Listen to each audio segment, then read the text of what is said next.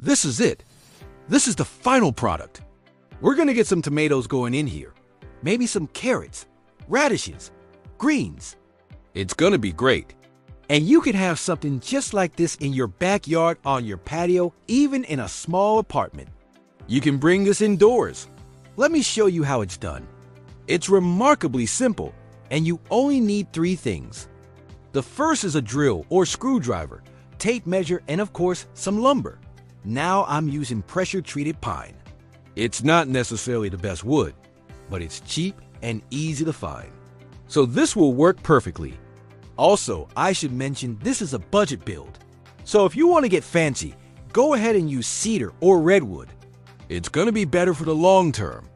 Pine, however, is going to last 3 to 5 years, which is plenty for most people. So let's talk dimensions. I built mine 4 feet by 8 feet, which is very large. But you can make yours as big or as small as you want.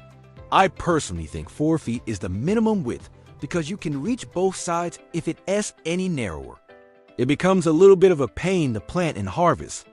As far as length, well, that's entirely up to you based on the space that you have available.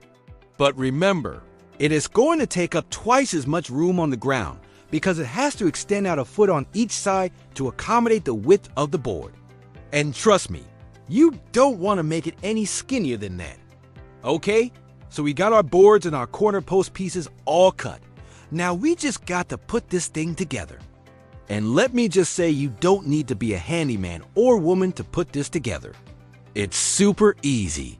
Let's start by laying down the short sides of the rectangle, making sure they're butted up against each other tightly. Then we're going to position the long sides and again butt them up against each other. Make sure you have even spacing from the corners. Then we're going to take our corner post pieces and we're going to attach them with wood screws. I recommend using a drill or impact driver to make this part really easy. Again, we want equal spacing between each corner piece and we want it screwed in nice and tight. Now before you move on to the next step, take a moment to make sure everything is square. That way your corners are going to be perfect. And this is important. Make sure that all the boards are flat. You don't want any twisting or bowing because that's going to cause problems down the road when you try to add your plants. Alright, let's move on to step 3. And this step is optional.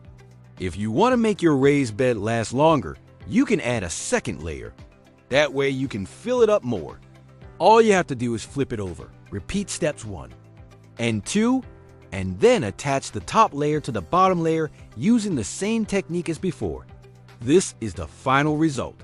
I have a double layer raised bed.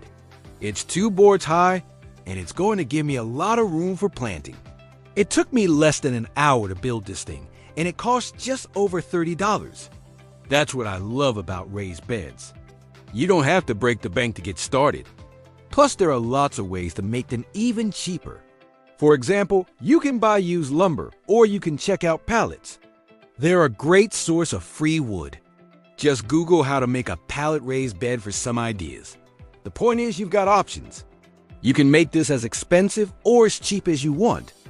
Another thing you can do to save money is skip the wood altogether and use something like concrete blocks or bricks. Yes, it won't look as nice, but it'll get the job done and save you a lot of cash. Not to mention, you probably already have some of these materials lying around. For me, I had to buy all my supplies. So let us take a quick recap of what I bought and the cost. 2 6-foot by 1 by 6 pine boards, $12. 2 6-foot by 1 by 8 pine boards, $15. Box of exterior wood screws, $4. Total $31, not bad. So there you have it.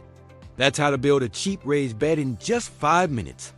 Give it a try and let me know how it goes. Also, please smash that like button and subscribe because why not? We love fresh veggies, right? Thanks for watching.